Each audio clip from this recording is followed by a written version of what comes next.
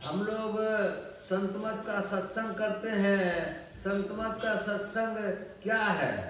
सत और संग। सत और संग क्या है?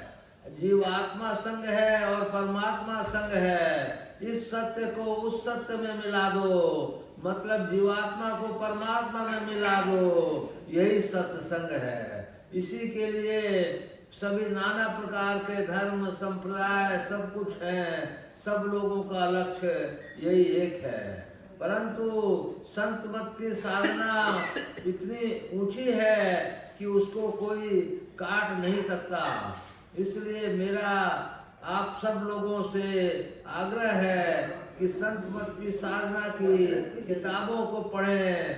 संत मत के किसी शुद्धाचारी सदाचारी महात्मा के दर्शन करें और उनसे दीक्षा लेकर के संत मत को आगे बढ़ाने का चेष्टा करें। क्योंकि युवक लोग जब तक इसमें इन्वॉल्व नहीं होंगे, संत मत बहुत आगे नहीं बढ़ पाएगा। जब हमारे दादा गुरु तुलसी साहब ने कहा है, शाह सफेद दिलों बिच तारा अविगत लख रवि है, मुर्शिद नैनों बीच नबी है। और तुलसी साहब ने ये भी कहा है, संतमत सतमत तत्पत तत्गहे स्वर्ग पर करे खकार, नर्तन दुर्लभ देव को सब कोई कहत पुकार, सब कोई कहत पुकार देव देही नहीं पावे, ऐसे मूर्ख लोग स्वर्ग की आस लगावे, पुण्य क्षीण होता है स्वर्ग से नरक में जावे, तुलसी सतमत तत् कहे स्वर्ग पर करे खखार, नर्तन दुर्लभ देव को सब कोई कहत पुकार। एक और वाक्य आप लोगों ने सुना होगा, सम विचार संतोष और साधु संग, ये मोक्ष के 4 द्वारपाल हैं। इन 4 द्वारपालों को हम लोगों को प्राप्त ये करना है। तो एक दफे बाबा ने बताया था कि आप यदि बिंदु ध्यान कर लेते हैं सही सही, तो मोक्ष के 4 द्वारपालों का काम नष्ट हो जाता है। यदि आप सहज दल कमल में पहुंच जाते हैं तो जो है आपको जो है चंद्र तारे वगैरह सारे कुछ नजर आते हैं। इससे ऊपर आप सूर्य मंडल में पहुंच जाते हैं तो सारी विद्याएं आपको आ जाती हैं। सूर्य मंडल के बाद अगर आप अनंत नादों को पहुंच जाते हैं तो अनंतनाथ के पहुंचने के पहले आपको करमंडल नाश को प्राप्त हो जाता है। और करमंडल जब नाश को प्राप्त हो जाता है तो शब्द की डगर पे चढ़े हुए की अधोगति नहीं हो सकती है, और आप इतना सुरीला पान करते हैं कि उसकी कोई व्याख्या नहीं कर सकता। अनंतनाथ पे चढ़ करके इसके बाद आप जो है अनाहत नाथ पे आ जाते हैं, और अनाहत नाथ ही सर्वश्रेष्ठ है, क्यों यहीं से आप चाहे तो संत बने रह सकते हैं और चाहे तो परमात्मा में मिल सकते हैं। ये हम लोग का जीवन का उद्देश्य होना चाहिए। हम लोग को दुर्लभ विषय तागो दुर्लभम तत्व दर्शनम, दुर्लभ सहजावस्था सदगुरु करना बिना। ये तो गुरु की कृपा के ऊपर निर्भर है कि हम लोग कहाँ तक पहुँच पाते हैं, लेकिन अपना प्रयत्न जरूर मजबूत होना चाहिए। हमारी वाणी में बहुत प्रेम और शुद्धता होनी चाहिए। हमारा खान पान व्यवहार, उठना जागना सोना, समय पर काम करना, ये सब सुनिश्चित होना चाहिए। आहार बहुत शुद्ध होना चाहिए, बोली बहुत शुद्ध होनी चाहिए। इन सब चीज़ों को कर कर करके ध्यान भजन ही हमारा लक्ष्य होना चाहिए। मन का तन काम में और मन राम में, ऐसी स्थिति जिसकी बन जाती है वो बहुत ऊंचा फल प्राप्त करता है।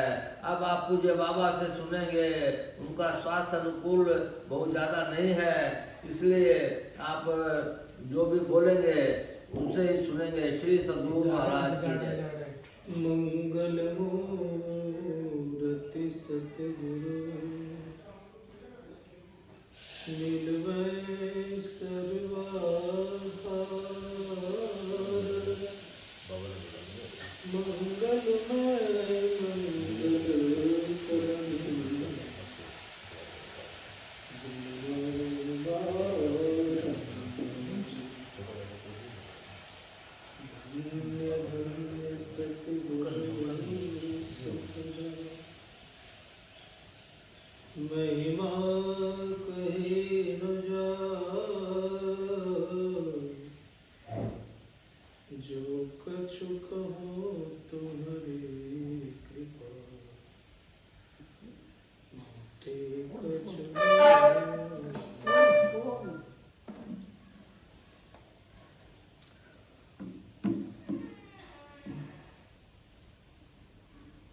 संत सदगुरु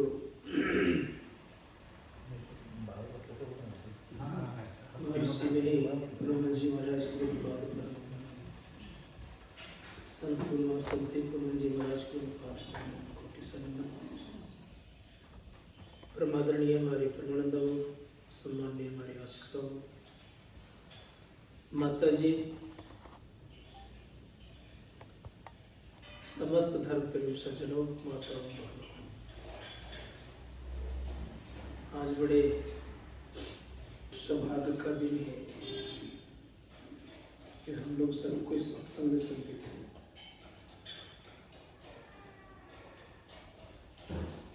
हम लोगों को पता है कि मोक्ष शब्द के संबंध में है। मोक्ष का मतलब होता है छुटकारा। मुझ धातु में कितने प्रत्यय लगता है, इसका अर्थ होता है छुटकारा। किससे छुटकारा? संसार और शरीर से। शरीर भी 5 है और संसार भी 5 है। स्थूल शरीर है तो स्थूल संसार भी है, सूक्ष्म शरीर है तो सूक्ष्म संसार भी है, कारण शरीर है तो कारण संसार भी है, महाकारण शरीर है तो महाकारण संसार भी है, केवल शरीर है तो संसार भी केवल है। सभी ब्रह्मांड के अंतर्गत आते हैं, लेकिन परमपिता परमात्मा सभी ब्रह्मांडों के पार हो जाते हैं। ब्रह्मांड में भी हैं और ब्रह्मांड के परे भी हैं। अर्थात शरीर और संसार से छूट जाना ही मोक्ष कहलाता है। संसार के बंधन और शरीर के बंधनों से मुक्त होने को मोक्ष कहते हैं। अब रह गई बात यह कि सभी शरीरों को पार करने के लिए कुछ न कुछ तो करना पड़ेगा। तो क्या करना पड़ेगा? तो उपनिषदकार कहते हैं कि मोक्ष द्वारे द्वारपालाश्चत्वारः परिकृता समो विचार संतोषस् चतुर्थ साधु संगमः। मोक्ष के द्वार पर 4 द्वारपाल है, सम, विचार, संतोष और साधु संग।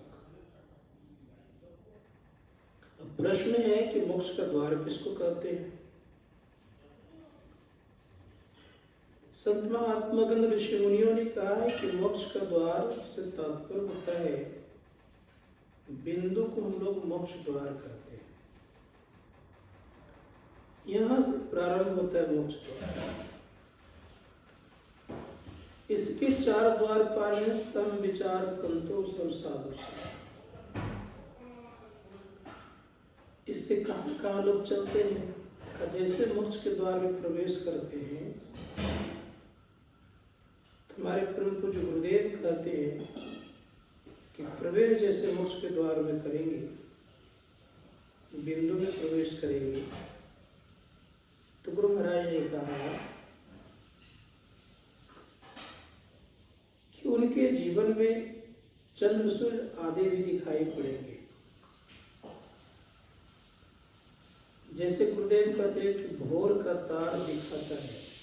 भोर का तारा मोक्ष के द्वार का प्रतीक है। का इसके पार जो ही होते हैं तो कहते हैं कि छट छट छट छट बिजली छटके, तो कह तो दिए पहले, लेकिन कर भोर का तार दिखाता है। चंदा उगत उदय हो रवि हो, धूर शब्द मिल जाता है। ये सब ब्रह्मांड के हैं। संत महात्मा गण कहते कि शब्द को पकड़ करके ब्रह्मांड के परे के शब्द को पकड़ना पड़ता है। विचार करना होगा यह कि पहले तो ब्रह्मांड के शब्दों को पकड़ना पड़ता है, फिर ब्रह्मांड के परे के शब्द को पकड़ता है साधक। तब वो साधक अनंत में जाकर के सर्वेश्वर से मिलकर के एक होता है। इसके लिए क्या करना चाहिए? तो कहा इसके लिए हम लोगों को सर्वप्रथम संसार में संयमित होकर के मनयोग पूर्वक अभ्यास करना चाहिए। किसका? ध्यान का। ध्यानाभ्यास करो सब सदही, चातक दृष्टि बनाए। दृष्टि कैसी होनी चाहिए? का चातक पक्षी की तरह। चातक पक्षी की तरह अगर दृष्टि हो जाए तो धर्म शास्त्र कार्य करते उनके लिए सारा कार्य सुलभ हो जाए। यहाँ तक कहा गया कि जिनकी जितनी दृष्टि सिमटती है वो उतना ही संसार में और परमार्थ दोनों में आगे बढ़ते हैं। अर्जुन की दृष्टि बड़ी अच्छी सिमटी हुई थी, तो गांडीवधारी तो कहलाए, लेकिन तीनों लोगों में धनुर्धर उस तरह का कोई नहीं था, जिसका परिणाम ये होगा कि उन्होंने महाभारत युद्ध को कुशलतापूर्वक जीत ली।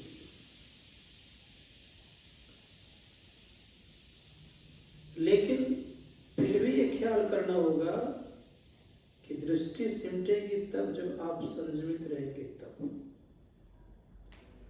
संयमित जीवन जीने के लिए अभ्यास भी चाहिए। अभ्यास करेंगे तो आपका जीवन संयमित। इसके लिए पंच पापों से बचेगा तो धीरे धीरे शक्ति आएगी सिमटने की। जो व्यक्ति संसार में फैले रहते हैं उनको सिमटना बहुत कठिन काम होता है, नहीं सिमट सकते। जिनका मन सदैव विषयों में रमन करते रहता है उनसे सिमट पाना मुश्किल हो जाता है। इसलिए पंच विषय से और प्रपंच से बचना चाहिए। जो प्रपंच से बचेगा, विषयों से बचेगा, वो व्यक्ति एक दिन सिमटेगा। सहारा किसका लिया जाए? तो कहा गया है कि सहारा लेना चाहिए जब का। जब एक सहारा है, सर्वस्व नहीं है। संसार में एक सहारा है, सर्वस्व नहीं है। सहारा लेकर के हम संसार पति को प्राप्त कर सकते हैं। जैसे पानी का सहारा लेकर के नदी को पार करता है, उसी प्रकार से याद रखेंगे कि संसार का सहारा लेकर के संसार सागर से हम पार हो सकते हैं। तो क्या करना होगा? कि हमारा मन संसार में फैला है, बहिर्मुख हो चुका है, और परमात्मा ने एक विशेष बात तो यह कर दी है कि सारी इंद्रियों को बहिर्मुख बनाई है। सारी इंद्रियां बहिर्मुख है। अब परमात्मा बनाए भी तो बहिर्मुखता की तरफ बना दी है। सारी इंद्रियां बहिर्मुखी होने के कारण कि बाहर भटकना पसंद करते हैं, और परमात्मा ने सबको बना करके ऐसा ही कर दिया। ये विशेष बात तो नहीं कही जाए, लेकिन ये आश्चर्यजनक बात यह है कि अंतर्मुख क्यों नहीं बनाए। अंतर्मुख बनाते तो इतनी परेशानियां नहीं होती अंदर बनने में, लेकिन बहिर्मुख है तो किसी को अब संभालना तो पड़ेगा। बहिर्मुख के साथ साथ अपना बल लगाने का प्रयोग ज्यादा करता है। इसीलिए धर्मशास्त्र कहा कहते इंद्रियों को समझने का प्रयास करो। इंद्रियां कैसे सिमटेगी? तो इंद्रियां सिमटती है आपके बुद्धि बल से। पहले बुद्धियों का प्रयोग करिए। बुद्धि कहाँ से आएगा? बुद्धि में बल आता है सत्संग करने से। इसलिए गोस्वामी जी महाराज कहते हैं बिनु सत्संग विवेक न होई, राम कृपा बिनु सुलभ न सोई। जब तक परमपिता परमात्मा की कृपा नहीं होती है तब तक विवेक नहीं आता है। इसीलिए वेद भगवान भी कहते कि बुद्धि योग करो, और मोक्ष के द्वार के भी 4 द्वार पालने से साधु संग है। साधुओं का संग करो। साधुओं का संग करेंगे तो रंग लगेगा, रंग लगना चाहिए। ऐसा नहीं हो कि संग करें रंग ना लगे तो संग बेकार है। जैसे संत शिरोमणि गोस्वामी जी महाराज कहते हैं, मन तो रमे संसार में तन है साधुन संग, तुलसी आए वियोग नहीं लागा हरि रंग। मन संसार में रम जाए, साधुओं का संग हो, रंग लगता नहीं। तो करना क्या होगा? तो करे कि रंग लगना चाहिए। तब क्या होगा? तो मोक्ष द्वार के एक द्वारपाल से आपका संग हो गया, तब धीरे धीरे और संग बढ़ते जाएगा। जैसे किसी का मित्र है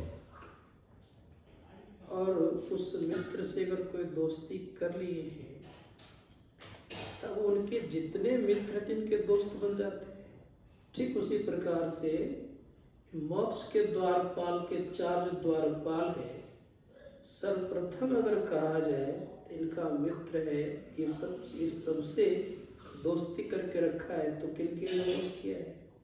तो का साधु संग जब करते हैं तो उनके अंदर में सम विचार संतोष आता है। इसीलिए ये तीनों अपने आप आ जाएंगे। साधुओं का संग अगर नहीं होगा, उनका अगर रंग नहीं लगा, तो फिर ये तीनों आने वाले नहीं है। इसलिए धर्मशास्त्रकार कहते हैं संग कीजिए। कैसा संग? तो कहा है कि सत्संग करना मन तोड़ धर शरण संतन की। संतों का संग कस करके पकड़िए, मन को तोड़ दीजिए। तोड़ने से तात्पर्य क्या हुआ?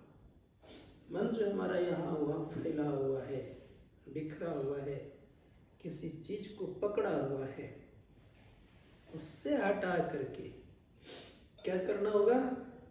का उससे हटा करके निश्चित रूप से एक काम करें कि एक में लगाएं। गुरुदेव कहते जोड़ी जकड़ी सुखमन में बैठो गगन उड़ी जोरे। जोड़ जकड़ करके सुखमन में बैठने का, प्रवेश करने का प्रयास करना चाहिए। सुषमना कहाँ है? उसे मोक्ष के द्वार को सुषमना भी कहते हैं लोग। का उसमें जो प्रवेश कर जाता है तो बहुत सुख मिलता है। होता क्या है कि उसको कहीं के लोगों ने, संत महात्माओं ने उल्टा कुआं कहा, क्योंकि उलटते हैं वहीं चल करके। इसीलिए कहा उल्टा कुआं गगन में, तिसमें जले चिराग, तिसमें जले चिराग बिन रोगन बिन बाती। अर्थात बत्ती तेल नहीं है, फिर भी वो जलते रहता है। 6 ऋतु 12 मासा जलत रहे दिन राति। 6 ऋतु और 12 मास तक चलते रहता है। इसीलिए कोशिश करना चाहिए कि हम सुषमना में प्रवेश करें। सुषमना में प्रवेश करेंगे तो बहुत सुख लगेगा। गुरुदेव कहते हैं कि सुखमन के झीना नाल से अमृत की धारा बह गई। सुषमना में क्या है? तो कहा कि अमृत की धारा है। उस अमृत की धारा को जो पकड़ता है तो एक न एक दिन अमर हो जाता है। इसीलिए प्रयास करना चाहिए लोगों को उस अमृत धारा की तरफ चले। तो मैं कह रहा था सिमटने में बहुत लाभ है। किस तरह सिमट जाए? इतना सिमट जाए कि आपने सुना कि नमक और पानी घुल जाए। ये कब स्थिति होती है?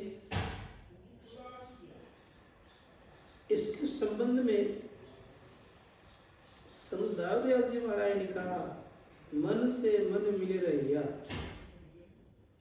मन से जब मन मिल जाता है, ज्योति से ज्योति मिल जाता है, तब एक में एक दिन साधक सुषमना में घुल जाता है, मिल जाता है। ये कैसे होगा? संत महात्मा गण कहते ये होता है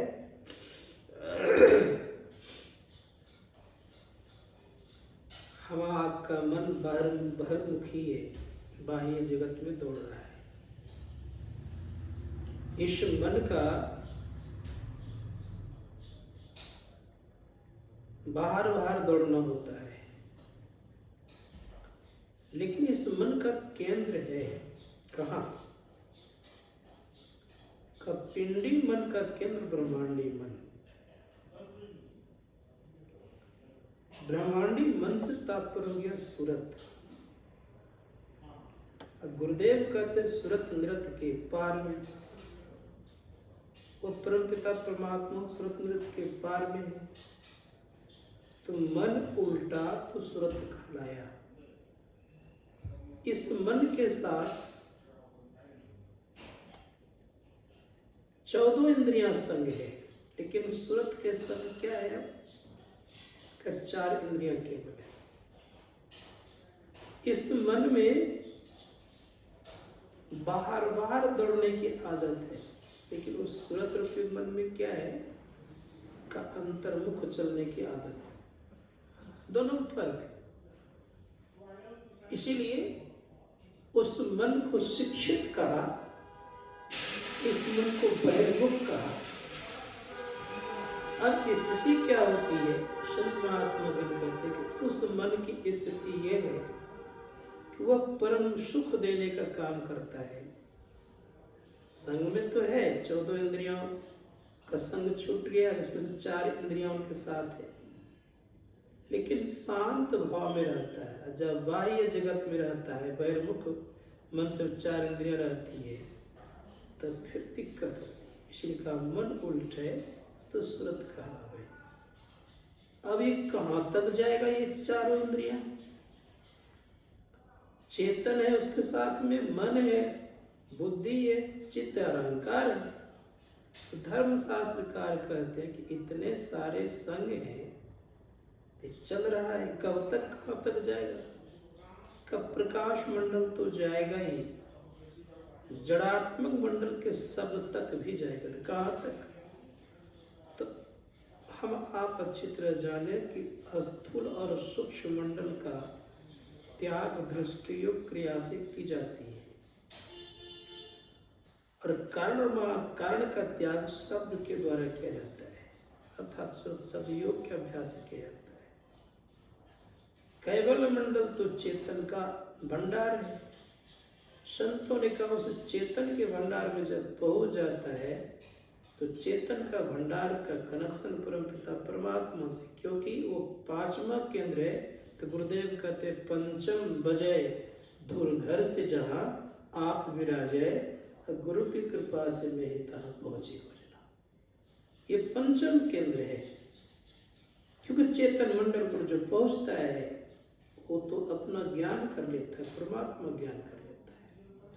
अपने ज्ञान होने पर, परमात्मा ज्ञान होने पर दुख नहीं रहता है, दुख दंड सब मिट जाते हैं उनके। संत महात्मागण कहते हैं कि दुख खत्म हो गया, अपना ज्ञान हो गया, परमात्मा ज्ञान हो गया। अब क्या रहा? तो उसके जीवन में कुछ रहा नहीं, लेकिन एक थोड़ा सा अंतर क्या है? एक झीना पर्दा है, झीना पर्दा को पार करता है, परमात्मा कर एक में हो जाता है। तो मोक्ष के द्वार पर जो 4 द्वारपाल है, इसके पहले, अर्थात मोक्ष के द्वार पर जो 4 द्वारपाल है, इसके पहले हम लोगों को मन को समेट करके मोक्ष के द्वार तक पहुंचे। और मोक्ष के द्वार तक अगर नहीं पहुंच पाएंगे तो फिर वो लोग सहयोग कैसे करेंगे? इसीलिए कहा गुरु की भक्ति साधु की सेवा बिनु नहीं कछु पाए। तो संत महात्मागण कहते हैं साधुओं की सेवा हो, गुरु की भक्ति हो। और ये भी हम लोग अच्छी तरह जानते हैं, महर्षि प्रमाणित कह दिए, गुरु की भक्ति और साधु की सेवा, इनके बिना हम कुछ नहीं पा सकते, लेकिन चाहिए गुरु कृपा। इसे गुरुदेव कहते हैं बिना गुरु की कृपा पाए नहीं जीवन उद्धार है।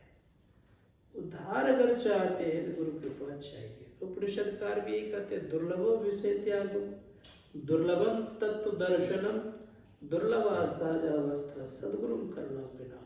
जब तक सदगुरु की करुणा कृपा नहीं हो जाए तब तक विषय त्याग दुर्लभ है, तत्व दर्शन दुर्लभ है, सहजावस्था दुर्लभ है।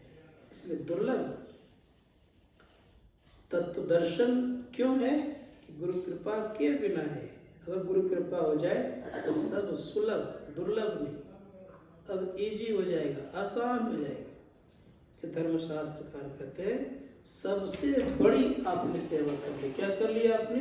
अपने आप को बुजुर्ग जान लिया। इसीलिए कहा know yourself, this is greatest service you can give to the world. अर्थात आपने क्या किया? सबसे बड़ी सेवा करके संसार को देने का काम किया। तो कौन सा काम किया आपने बड़ी सेवा में?